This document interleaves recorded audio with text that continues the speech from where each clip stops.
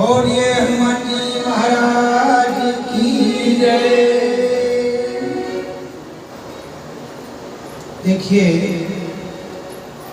जो चरित्र आप पूज्य महाराज जी से सुन रहे थे, श्री भरत जी का चरित्र। ये भरत क्या है? ये विष्णु अवतार है। उनसे एक बार पूछा महाराज, भरत जी जब विष्णु अवतार है तो भगवान राम कौन के अवतार है? देखिए, भरत जी विष्णु अवतार हैं तो राम जी भगवान नारायण के अवतार हैं। नारायण में और विष्णु में अंतर है। भगवान नारायण क्षीर सागर में रहते हैं और विष्णु भगवान वैकुंठ में रहते हैं।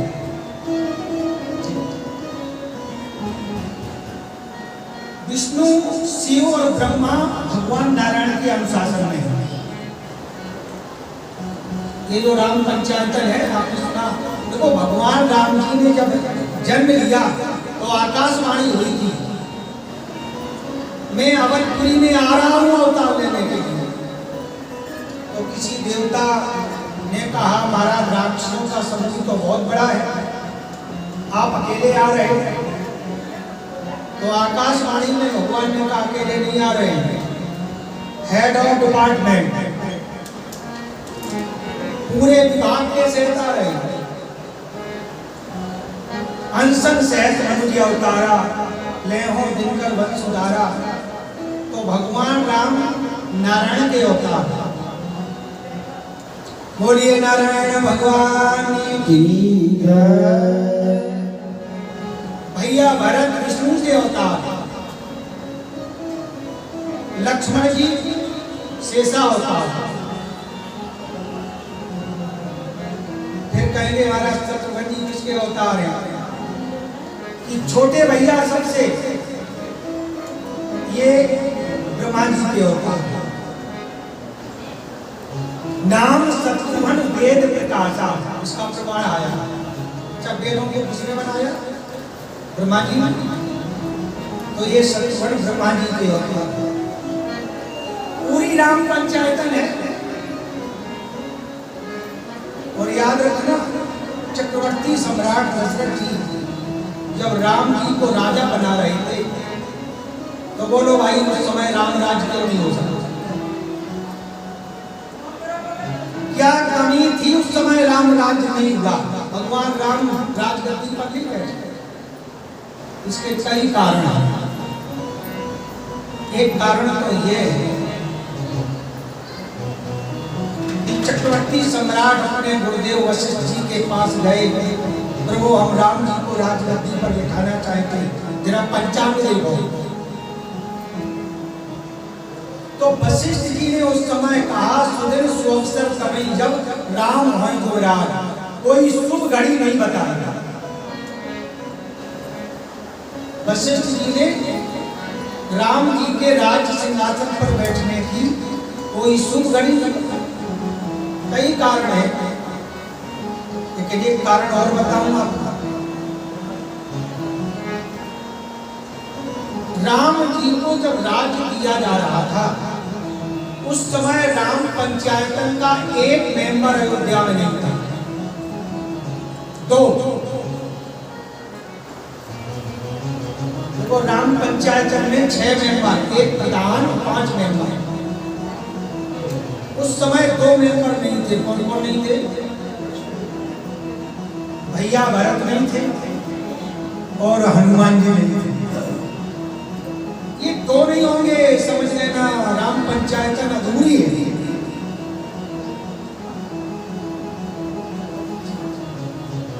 चित्रकूट में भी पहुंचे, चित्रकूट में भी प्रयास किया गया कि राम जी को राजा बना दिया जाए, चित्रकूट में।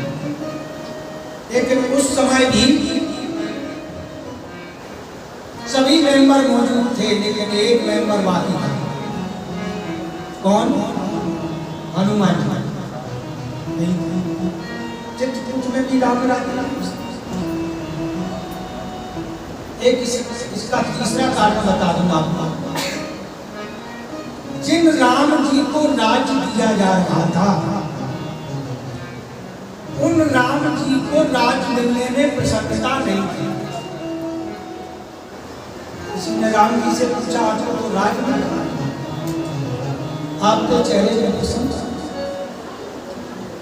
भगवान राम जी ने कहा, देखो हमारे राम राज की व्याख्या ये है कि जब पूरा समाज पूर्ण रूप से सुखी हो जाए तब मैं गद्दी पर बैठूं, तब तो राम राज है। इस समय संसार में इतना अनाचार, भ्रष्टाचार, दुराचार, आतंकवाद फैला हुआ है पूरे विश्व में। राम जी ने कहा, राजगद्दी पर मैं बाद में बैठूंगा और संसार को पहले सुखी पहले बनाऊंगा। दुनिया से जब तक आतंकवाद का खात्मा नहीं हो जाएगा तब तक ये राम राजगद्दी पर नहीं बैठेगा। और आजकल हम क्या बताएं, आजकल के नेता आते हैं और कहते हैं तुम हमको सीट दो और हम तुमको सुविधा देंगे। ये तो क्या कहते हैं, तुम हमको सीट दिलाओ और हम तुमको सुविधा देंगे। और भगवान राम कहते हैं पहले हम तुमको सुविधा देंगे, बाद में सीट लेंगे।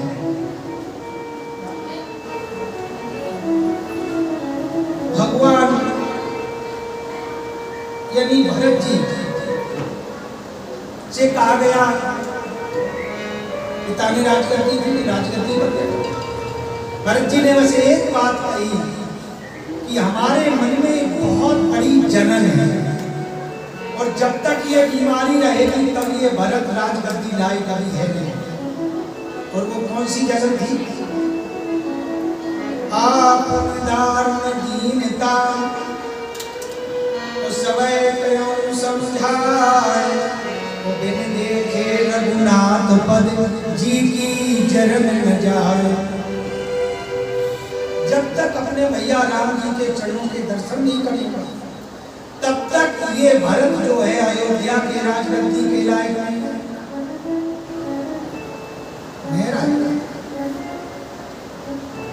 धन्य भरत। आजकल क्या करते लोग, यानी सत्ता के लिए, सबकी बात नहीं, सत्ता के लिए सत्यनारायण को छोड़ देते हैं।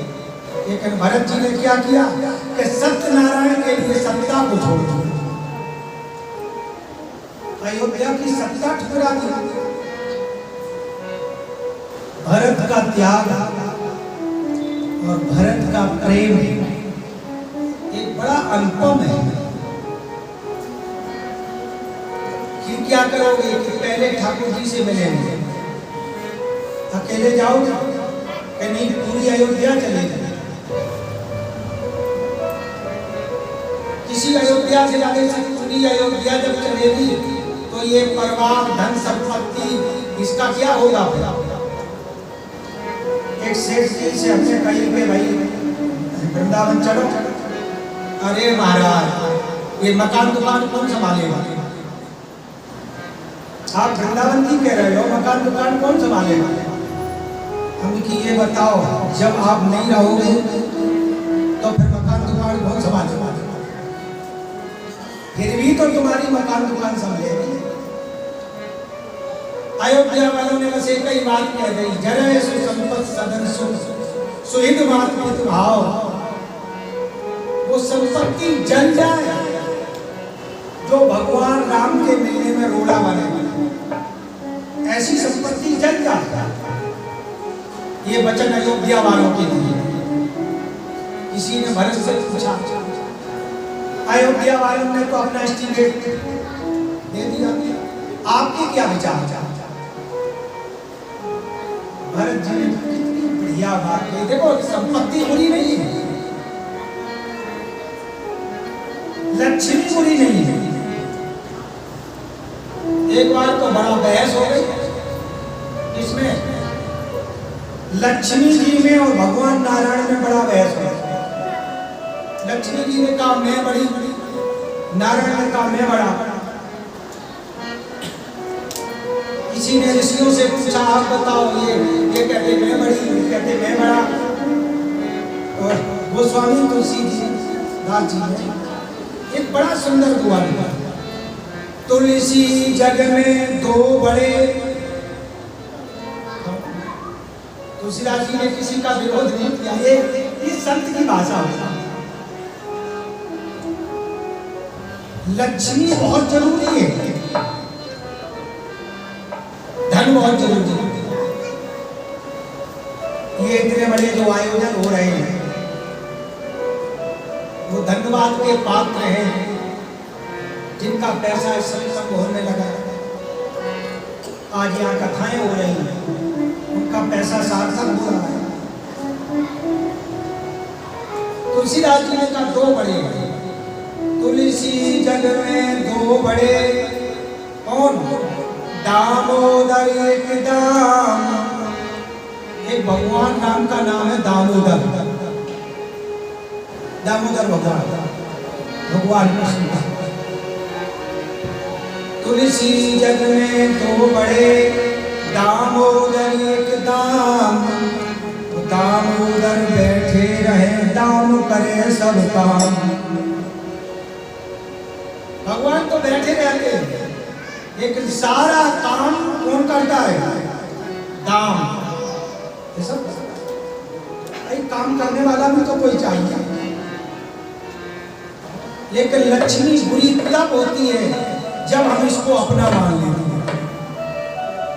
जब धन को हम अपना मान लेते हैं तब समझ लेना लक्ष्मी। यही बात भैया भरत जी ने कही। देखो कितने सुंदर सुंदर भरत जी कहते हैं कि भाई हमें जलाने का अधिकार नहीं है। क्यों? कि जब धन हमारा हो तब तो हम जलाने। संपत्ति सब रघुपत के आई, ये जो धन है सब भगवान का है, तो हमें जलाने का अधिकार भी नहीं है। तो क्या किया भरत जी ने?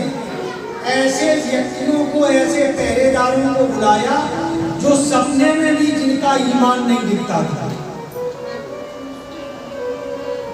अस विचार सुच सेवक बोले, अस विचार सुच सेवक बोले,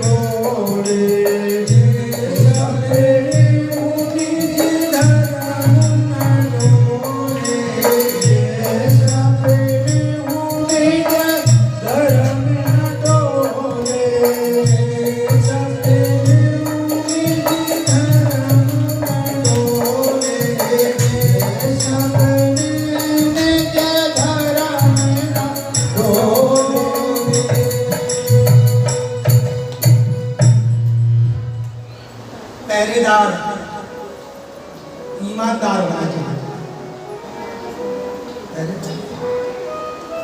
सपने में भी जो धर्म से नहीं दिखते, ईमान से नहीं दिखते, ऐसे पहरेदार को पहरे पे कर दिया और चले। पूरी अयोध्या चल रही है, साथ में तुलसीदास जी भी जा रहे थे। देखो किसी ने पूछा कि आप भैया भरत के साथ जा रहे? हाँ, कि भैया भरत के साथ इसलिए जा रहे कि भैया भरत के साथ में छोटा सिक्का भी चल जाता है। कैसा भी आदमी हो वो भी राम जी के पास पहुंचा। देखो गुरु की व्याख्या क्या है? जीवात्मा को परमात्मा से मिला दे, उसी का नाम गुरु। जहां का जीव वहीं पहुंचावे, वो ही सच्चा गुरु कहावे।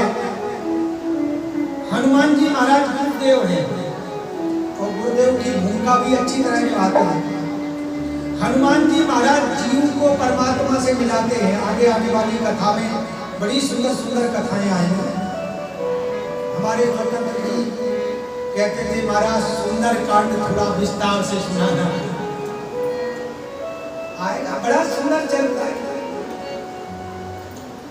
हनुमान जी महाराज जीव को राम जी से मिलाते हैं, लेकिन एक एक करके मिलाते हैं, एक एक करके। लेकिन भैया भरत की तो इतनी बड़ी महिमा है, भैया भरत एक एक करके नहीं मिलाते, ठोकते ठोकते सब चलो और हम तुमको राम जी से मिलाएंगे। पूरी अयोध्या भैया भरत के साथ जा रहे हैं। तो देखो, जब राम जी से परमात्मा से कोई मिलता है तो मिलने के लिए कोई साधन होता है। परमात्मा के मिलने के कई साधन होते हैं। आप लोग पूछेंगे तो ये भरत जी गए और भरत के साथ अयोध्या वासी गए, इनके साथ कौन सा साधन है? अब जरा साथ ही सुनिए। कोई कोई तो हाथी पे जा रहा है, कोई कोई घोड़ा पे जा रहा है, कोई रथ पर है, कोई पालकी में है और कोई पैदल जा रहा है। इसकी चौपाई आई है।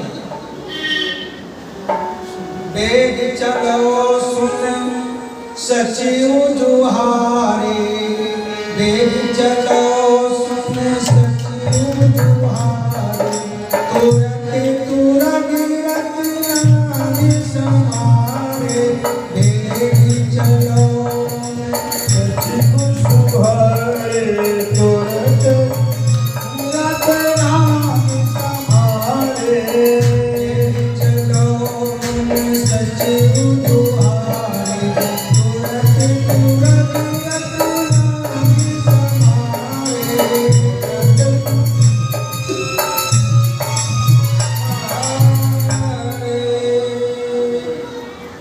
क्या जा रहा है? कोई कोई तो घोड़े पे जा रहा है। अब देखो, घोड़े पे कौन जा रहा है? जो योगाभ्यासी हैं, जिनके जीवन में योग प्रधान है, वो घोड़े पे जाते हैं। देखो, योगी भी परमात्मा से मिलता है। योगी, योग के 8 नियम हैं। यम, नियम, आसन, प्राणायाम, प्रत्याहार, धारणा, ध्यान और समाधि। योगी भी परमात्मा से मिलता है। और ये क्या है? घोड़ा। काम को योगी ही जीत सकता है। और ये घोड़ा बड़ा चंचल होता है। हमारे यहाँ रामायण की भाषा में घोड़ा को क्या बताया है? काम का प्रतीक। काम, काम पर बैठे। देखो, काम की गति, काम बुरा नहीं है।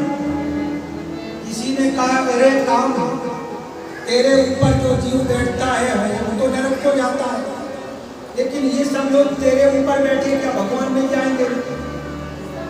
काम ने बड़ा सुंदर जवाब दिया कि हमारे ऊपर जो जो साधक बैठे हैं वो सब राम जी के पास पहुंचे।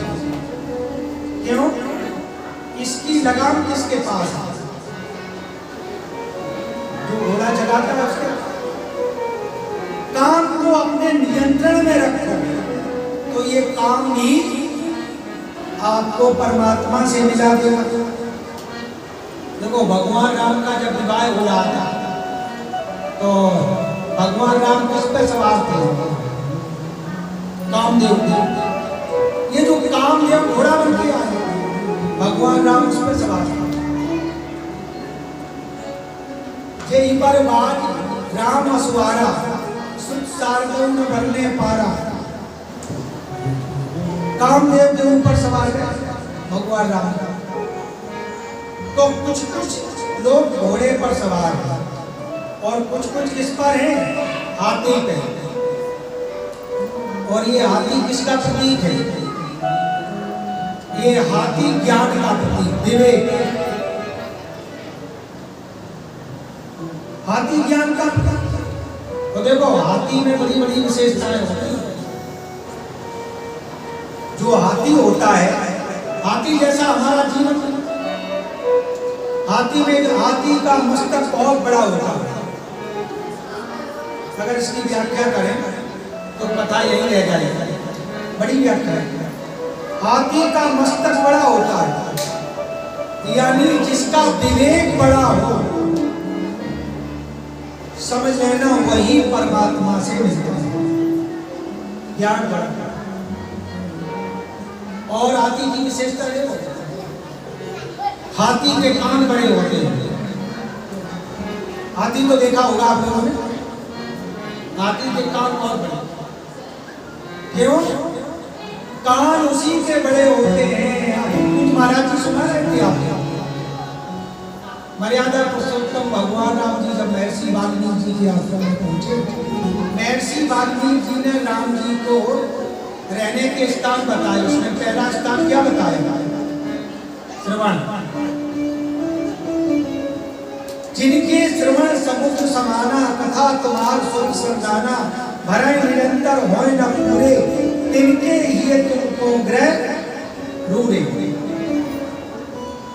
जिनके कान समुद्र के समान है, यानी बड़े कान उसके होते हैं जो बराबर निरंतर कथा सुने। समझ लेना, उनके कान बड़े हैं। और जो कहते क्या कथा, कथा सुन के तुम्हें आघात नहीं, समझ लेना उनके कान बड़े हैं। उनके कान तो सर्प के बिल के समान है। याद रखना, किसी को बुरा न लगे वो समझ। जो कान कभी भगवान की कथा नहीं सुनते, वो कान तो सर्प के बिल के समान है। संशय बुद्धि सर्व प्रवेश कर जाएगा। हाथी के कान बड़े क्योंकि सत्संग सुनते। हाथी की नाक बड़ी, ये नाक किसकी प्रतीक है? मर्यादा। यानी जो साधक मर्यादा में रहता है, ये भी एक साधक है। ध्यान दो, हाथी की आंख छोटी, क्यों? हमें सूक्ष्मदर्शी बनना चाहिए। और एक विशेषता आप और देखेंगे, बड़ी सुंदर विशेषता। हाथी का मालिक कहाँ बैठा होता? ऊपर, नाभि। और हाथी को कोई चीज कोई देता है, मान ले पैसा रख दिया हाथी की सूंड में, तो बोलो बताओ हाथी कहाँ ले जाता है? आपने देखा होगा, हाथी की सूंड में कोई पैसा रुपया रख दो तो हाथी स्वयं नहीं लेता है, ऐसी सूंड उठाता है और ऊपर ले जाता है। क्यों? अपने मालिक को दे रहा है, ऊपर वाले। साधक को भी चाहिए कि परमात्मा ने जो हमें दिया है, जो हमें मिला है, पहले उसका ठाकुर जी का भोग लगाए, भगवान को सौंपे। हाथी जैसा जीवन, ये साधक की विशेषताएं होती है। तीसरा साधन है रथ। अरे कोई अयोध्यावासी रथ में जा रहे हैं, और ये रथ इसका प्रतीक है। हमारे यहाँ रामायण की भाषा में रथ धर्म का प्रतीक है। और धर्म पर अगर हम आरूढ़ हो जाएं, तो ये धर्म हमें सीधा परमात्मा के पास पहुंचाता है।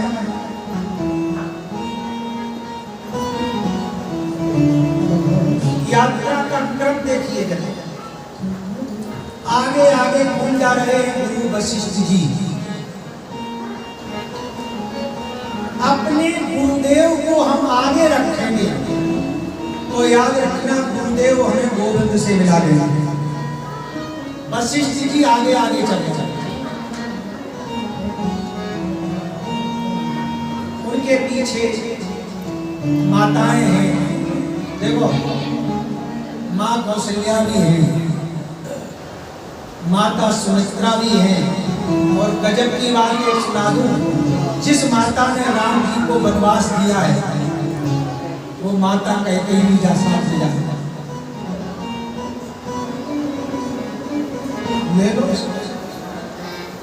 माता कैकेयी को जो भरत जी ने साथ में लिया है, इसकी बहुत बड़ी विज्ञान है।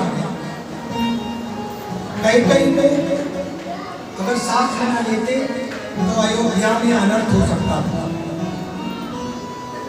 कैकेयी को साथ में लिया, माताएं जा रही पालकी में। और ये जो पालकी है, ये माताओं किसकी प्रतीक है? ये बाल की भक्ति की प्रतीक है। अगर हम भक्ति रूपी साधन में बैठेंगे तो हम परमात्मा से मिलेंगे। कर्म योग, ज्ञान योग, भक्ति योग। कुछ लोग पैदल पैदल चल रहे हैं, जिनमें पैदल चलने की क्षमता है तो पैदल चलते। पैदल माने कर्मयोगी। भाई पैदल तो वही चल सकता है जिसमें साहस है।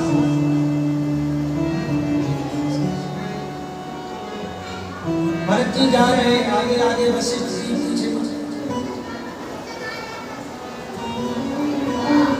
भरत जी ने विचार किया,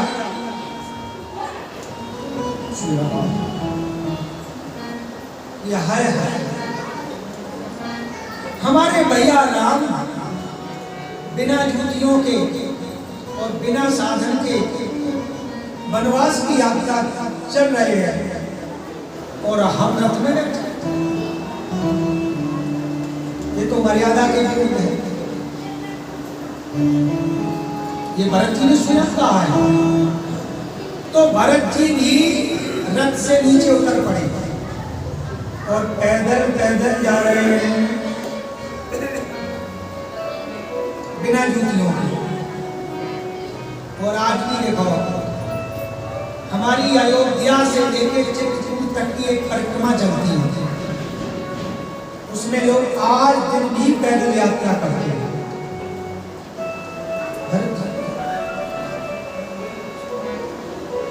भरत जी को बड़ा बड़ा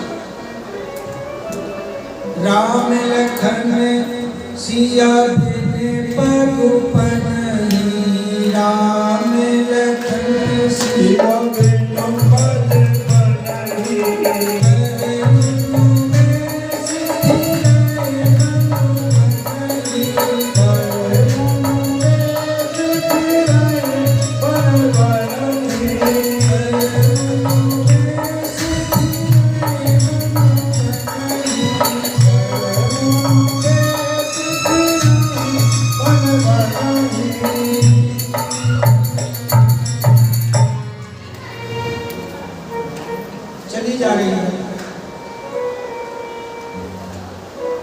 माता जी को पता चला कि भरत जी बिना जूतियों के, बिना रथ के पीछे पीछे। समस्या ये आ गई, जब भरत जी को चलते देखा तो सारी अयोध्या पैदल चलने लगी। अयोध्या वालों के कोमल शरीर कभी धरती पर नहीं रह गई। कौशल्या मैया को बड़ा दुख हुआ।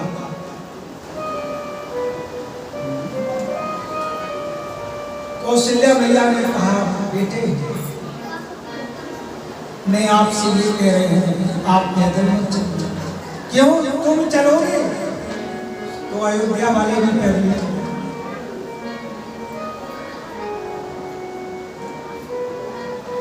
आदि चढ़ो रथ बलि महादारी,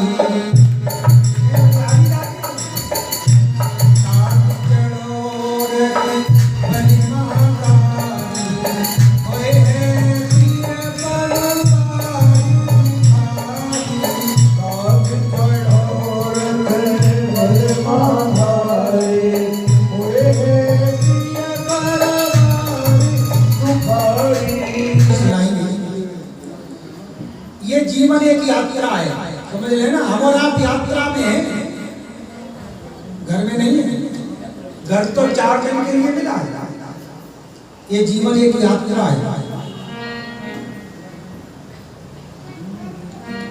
वह चलना किस काम का, वह चलना किस काम का जो मंजिल ना मिले, और याद रखना वह मिलना किस काम का जो दिल ना मिले। बहुत से लोग मिलते हैं, कोई तो हाथ बढ़ा के, यानी निकट के लोग होते हैं उनको हृदय लगाकर मिलते हैं, और जो कुछ थोड़ी दूरी बराबर के हैं उनसे हाथ में हाथ मिलाकर मिलते हैं। और कुछ लोग तो दूर ही खड़े रहते हैं, हाथ हिला दिया जाता है। दूर ही हाथ बहुत हिलते हैं लेकिन दिल नहीं मिलते। हाथ तो बहुत हिलते हैं। यात्रा, हम और आप यात्रा में हैं और इस यात्रा में सफल क्या है, क्या ताकत है परमात्मा के पास पहुंचने की। कृष्ण गोविंद गोविंद गाते चलो, कृष्ण गोविंद गाते चलो, कृष्ण गोविंद गोविंद गाते चलो, कृष्ण गोविंद गोविंद गाते चलो, मन को विषयों से हटाते चलो, मन को विषयों से हरदम हटाते चलो। देखना इंद्रियों के न घोड़े भगे, देखना इंद्रियों के न घोड़े भगे, इनको दिन रात संयम के कोड़े पड़े, इनको दिन रात संयम के कोड़े पड़े। अपने रथ को सुमार्ग चलाते चलो, अपने रथ को सुमार्ग चलाते चलो, कृष्ण गोविंद गोपाल गाते चलो, कृष्ण गोविंद गोपाल गाते चलो। यहाँ जो कमाया यहाँ खो दिया, यहाँ जो कमाया यहाँ खो दिया, कुछ वहाँ के लिए भी कमाते चलो, कुछ वहाँ के लिए भी कमा के चलो, कृष्ण गोविंद गोपाल गाते चलो, कृष्ण गोविंद गोपाल गाते चलो। यहाँ कमाया, यहाँ का यही है। मकान दुकान फैक्ट्री संपत्ति संतति कुछ साथ में नहीं जाएगा। याद रखना, हमारे एक संस्कृति बड़ा अच्छा सुनाते हैं, सुना लोग फुटकर कमाते हैं, लोग फुटकर कमाते हैं और थोक में छोड़ के जाते हैं। बोलो क्या विचार?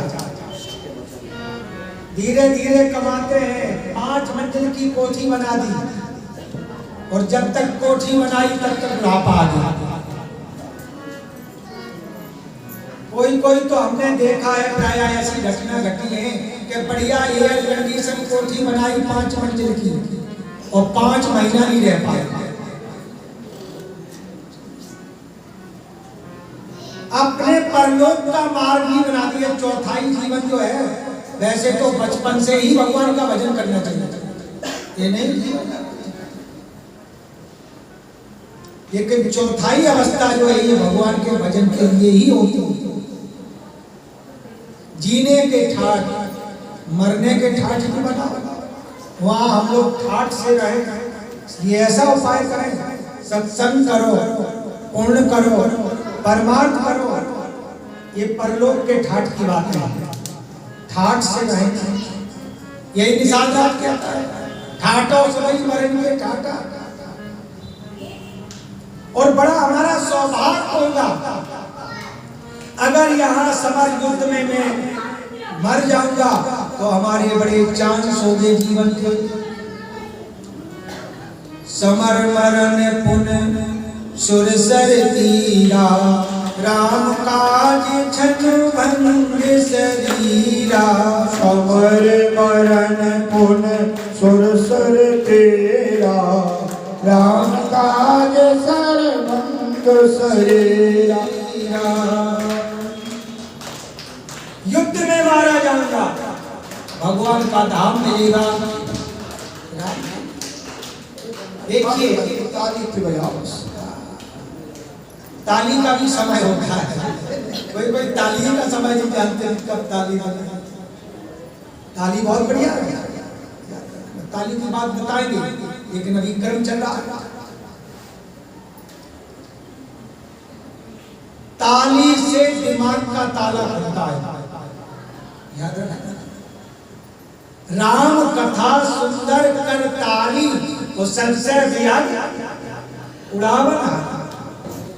ताली एक ऐसा एक्यूप्रेशर है कि इससे जो हमारे अंदर ब्लड है इसका संचालन सही रूप से होने लगता है।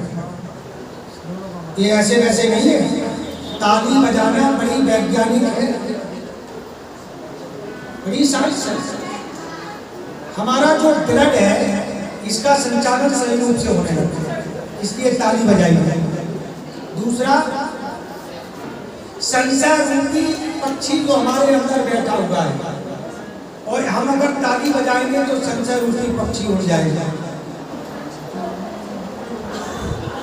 और ताली दिमाग का ताला खोलती है। ताली देखो, ज्ञान की जोत जब तक अंदर नहीं जाएगी तब तक दिमाग रूपी ताला नहीं। ज्ञान हमारे अंदर जाना चाहिए। ताली। तो आइए, प्रसंग चल रहा था श्रृंगवेरपुर में, और इधर भरत जी को इशारा हुआ। वशिष्ठ जी ने कहा कि राम जी का सखा है, और जैसे ही सुना कि राम जी का सखा, भरत जी तो रथ में से नीचे उतर के दौड़े मिलने के लिए।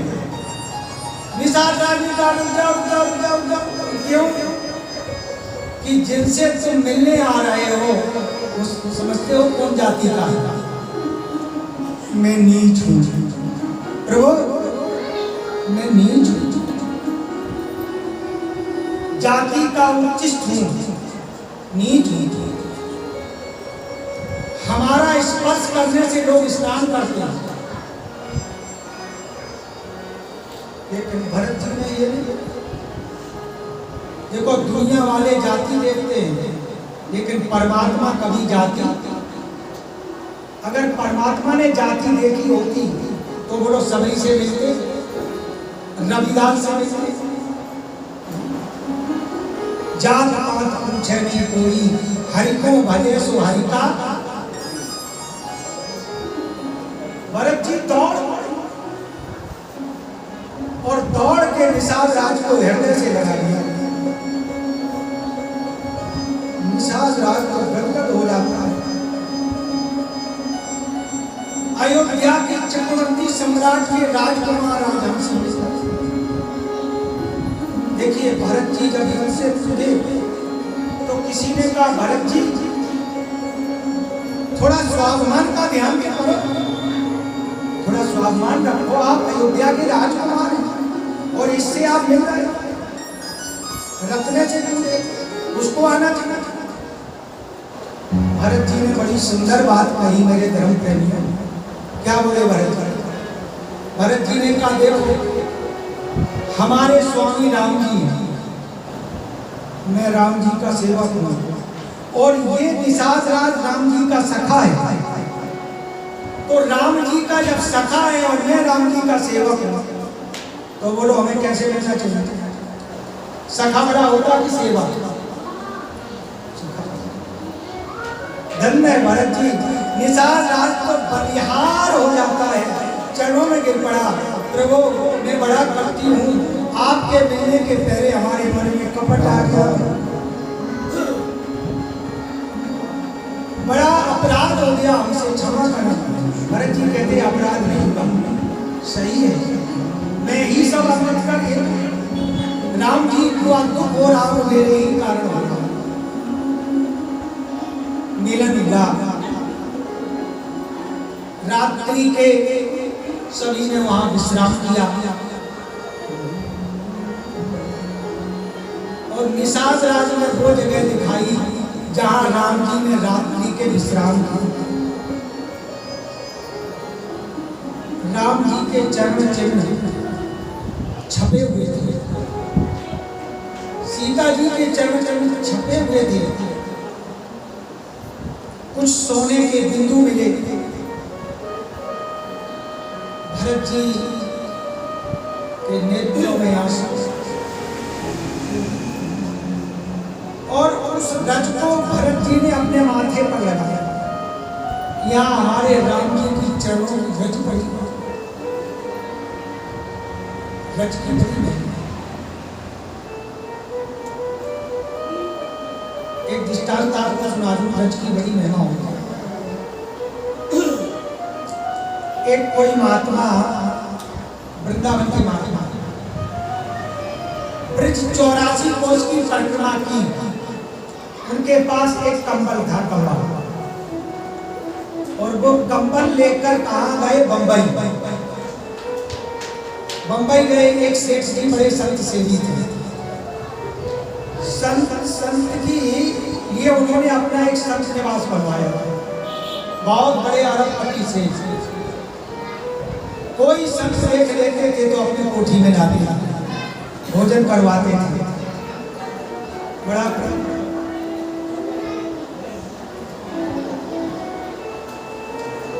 संत आए, कहां से आए? महाराज वृंदावन से आए। बड़े भाग हमारे, चलो पधारो। हमने एक संत निवास वहां गए, संत जी को भोजन कराया, विश्राम दिया। सेठ जी ने हाथ जोड़कर कहा, प्रभु कहाँ? आप वृंदावन से आए?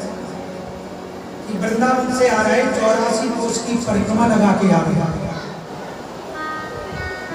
तो सेठ जी ने एक मांग की, संत जी वैसे तो हम संत से कभी मांगते नहीं हैं, लेकिन आज आपसे एक भीख मांग रहा हूँ। संत जी ने क्या भीख मांग रहे हैं? कि ये जो तुम कंबल लिए हो ये हमें दे दो, इसके बदले में तुम्हें बहुत बड़ा कीमती कंबल दे रहे हैं। और सेठ जी ने इतना, अरे संत जी का कंबल छोटा सा था, बीच बीच में छेद फटा हुआ था, धूल भरी हुई थी। और सेठ जी ने जो कंबल दिया वो आज के कीमत में 4-5 हजार रुपए का होगा। बड़ा सुंदर कंबल। महात्मा जी तो प्रसन्न हो गए, देखकर वाह भाई वाह, ये तो बड़ा अच्छा। पुराने कंबल में, पुराने कंबल के बदले में नया कंबल मिल गया।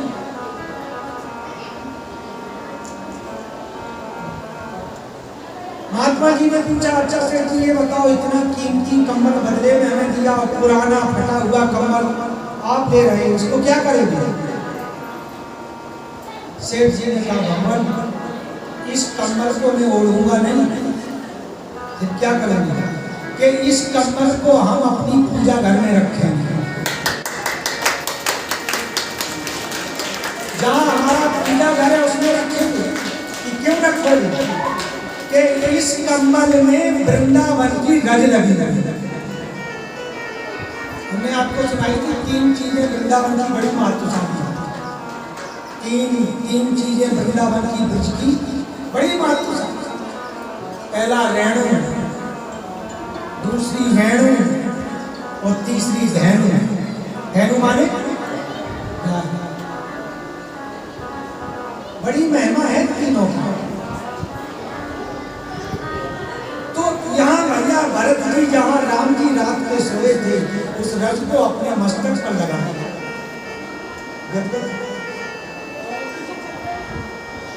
अपनी व्यथा सुनाई, नहीं लेते। निषाद राज ने कहा, भैया चिंता न करो, हम खुद को वहां तक पहुंचाएंगे जहां राम जी की कुटिया बना के हम आएंगे। निषाद राज को साथ में लेते हैं और जब वहां से निषाद राज को लेकर चलते हैं, तीर्थों के राजा प्रयाग में पहुंचते हैं।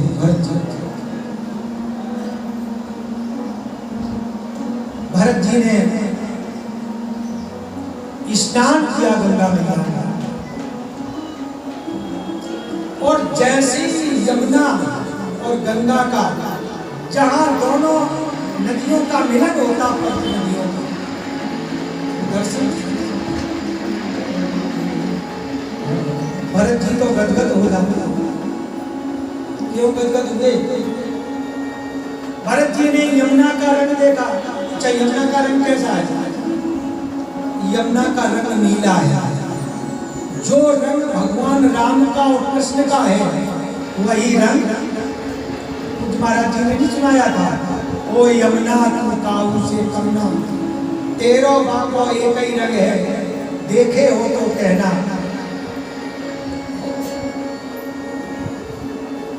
बड़ी सुंदर चौपाई वहां आती है। यमुना का रंग नीला और गंगा का रंग श्वेत। और कभी आप प्रयागराज जाएं जहां संगम हुआ है गंगा यमुना, दोनों धारे दूर से आपको दिखाई देंगी। यमुना का रंग अलग दिखाई देगा और गंगा का रंग। भरत जी चिपकायमान हो गए। देखत श्यामल गंगे हनोर, देखत श्यामल गंगे हनोर, उनकी शरीर भरत करी जोरे, उनक शरीर भरत कर जोरे, उनकी शरीर भरत करी जोरे, उनकी शरीर भरत कर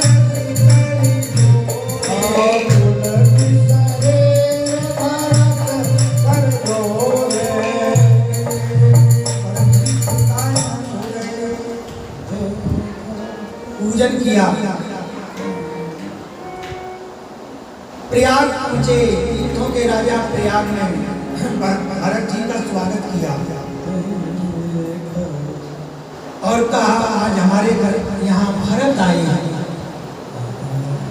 संत का आगमन हुआ है। देखो हमारे यहाँ एक संत सुना रहे थे, तीर्थ किसको कहते हैं, याद रखना ये बातें बड़ी अनमोल हैं। तीर्थ किसको कहते हैं? तीर्थम परम किम स्वमनो विशुद्धम। भगवान शंकराचार्य जी कहते हैं हमारा मन पवित्र हो जाए, जहां हमारा मन पवित्र हो जाए उसको तीर्थ कहते हैं, और हमारा मन पवित्र हो जाए उसको तीर्थ कहते हैं। और एक व्याख्या हमारे संत सुना रहे थे वृंदावन, जहां संत महात्मा रहते हैं वो जगह तीर्थ बन जाती है, और संत महात्मा जो पाते हैं वो प्रसाद बन जाता है। और याद रखना संत महात्मा जो बोलते हैं वो मंत्र बन जाता है। मंत्र हमारे तुलसीदास जी ने जो पद गाए वो मंत्र बन गए। गोस्वामी तुलसीदास जी ने जो चौपाई गाई वो मंत्र बन गई। मंत्र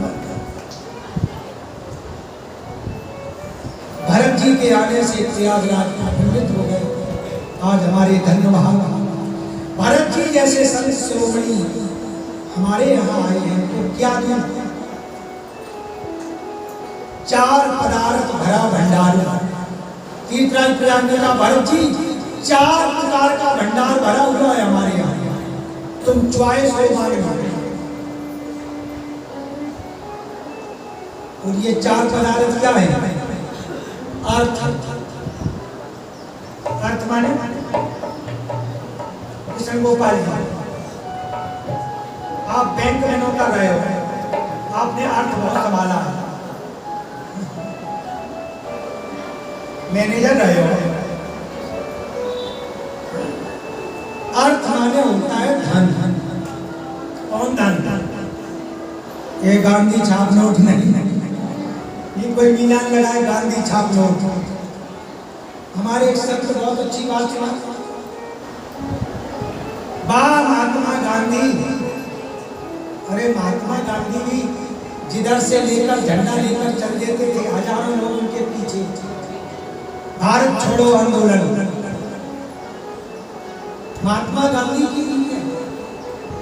महात्मा गांधी खूब चली तुम्हारी आंधी, रहते थे लंगोट में और घुस गए 500 के नोट में। हर नोट में महात्मा गांधी है कि नहीं? ये नोट जो छपे छपाए इनकी बात नहीं। अर्थ माने दैवी संपदा, जो श्रीमद् भगवत गीता में बड़े विस्तार से सुना है। राम राज्य में ये तो अर्थ था ही, सोना चांदी, लेकिन दैवी संपदा वाले भी लोग रहते हैं। अभी विस्तार करने की यहाँ जरूरत नहीं है। दूसरा है धर्म, और एक याद रखना, जिसका अर्थ धर्म का अनुगामी बनता है, समझ लेना उसी को परमात्मा का मिलन होता है। जो धर्म का अनुगमन करे, काम माने पुरुषार्थ, काम माने कामना नहीं है, यहाँ काम का अर्थ है पुरुषार्थ। कर्मयोगी, हम कर्मयोगी बने, हम फ्री के आदमी ना बने। आज दुनिया में बहुत बड़ी व्यथा है, आजकल आदमी फ्री का चाहता है। सरकार हमें सब फ्री कर दे, फिर यही तो किया गया है, तब तो लंका की ये दशा है। फ्री गल्ला, फ्री बिजली, फ्री पानी, आकर वो आएगा पैसा कहाँ से? दूसरे देश से कर्ज लिया जाएगा, और कर्ज लिया जाएगा तो बोलो हम राम गुलाम बनेंगे कि नहीं? ये धर्म प्रेमियों आज समझने की बहुत जरूरत है। आज का समाज फ्री में आलसी बनता जा रहा है, आलसी अकर्मण्य बनता जा रहा है, काम नहीं करना चाहता है। हाँ, सुविधा मिला बड़ी अच्छी, सरकार की तरफ से सुविधा मिलनी चाहिए, लेकिन हमें कर्म करके ही सब कुछ प्राप्त करना चाहिए। आलसी जीवन नहीं बिताना चाहिए। कर्मयोगी, अर्थ धर्म काम और मोक्ष, चार पदार्थ चार में मान लो। भरत जी ने का चार नहीं चाहिए, क्यों नहीं चाहिए? कि हमारी अयोध्या में अर्थ की कमी नहीं है। अयोध्या का जब वैभव आप देखेंगे, अयोध्या में एक बार कुबेर आया, वो सब यक्ष कुबेर देवताओं के राजा, इतना बड़ा वैभवशाली कुबेर, और जब अयोध्या में आया तो एक घर में झांक कर देखा तो सोने की थालियां, सोने के लोटा, सोने के गिलास भरे हुए। यही राजा का घर हो सकता है, इतना रिचेस्ट मैन है। वो भीतर से बाहर आया घर वाला, उसने देखा बड़ा तेज व्यक्ति है, प्रणाम किया। कुबेर ने पूछा आप कौन है? तो उसने जवाब दिया, मैं इस अयोध्या राज परिवार का छोटा सा झाड़ू लगाने वाला आदमी, झाड़ू पर। कुबेर की तो आंखें खुल गई, जब झाड़ू लगाने वाले के घर में इतना वैभव है, तो बोलो राजा के घर में कितना वैभव है। जो संपदा नीच गए सुहा। भरत जी ने कहा अयोध्या में अर्थ की कमी नहीं है, धर्मात्मा यानी धर्म की कमी नहीं है, कर्मयोगी है, मोक्ष की चाय नहीं है, फिर क्या मानो? बड़ा सुंदर। जब राम जी से मांगो, लक्ष्मी को ना मांगो, लक्ष्मी पति को मांगो। लक्ष्मी को न मांगो, लक्ष्मी पति को मांगो, तो फिर लक्ष्मी आपके पीछे पीछे चलेगी। लक्ष्मी को सब कोई चाहे, पर हरि को चाहे न कोई। जो प्यारे हरि को चाहे तो लक्ष्मी चेरी होए। पीछे पीछे तो क्या मांगे भरत जी? अर्थ न धर्म न काम रुचि, गति न चयो निर्वाण। जन्म जन्म रति राम पदे, यह वरदान नया।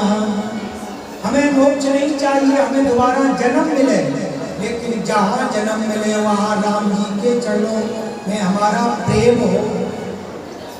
ये भरत भरत जी श्रोमणी है, भक्त श्रोमणी, ज्ञानी भी है, कर्मयोगी भी है, सारे गुण। निषाद राज लेकर वहां से चलता है। प्रयागराज में उनका स्वागत हुआ और ऐसा स्वागत हुआ, इतना बड़ा राज्य परिवार, और वहां भरद्वाज जी ने राजसी ठाट से उनका स्वागत किया। ऐसा वैसा नहीं, राजसी ठाट। कितने का ऋषि मुनि के यहाँ तो कोई ऋषि मुनि के यहाँ तो कोई माल मसाला नहीं होता है। अरे छप्पर की कुटिया छोटी सी, इतना बड़ा राज परिवार कैसे स्वागत किया। तो देखो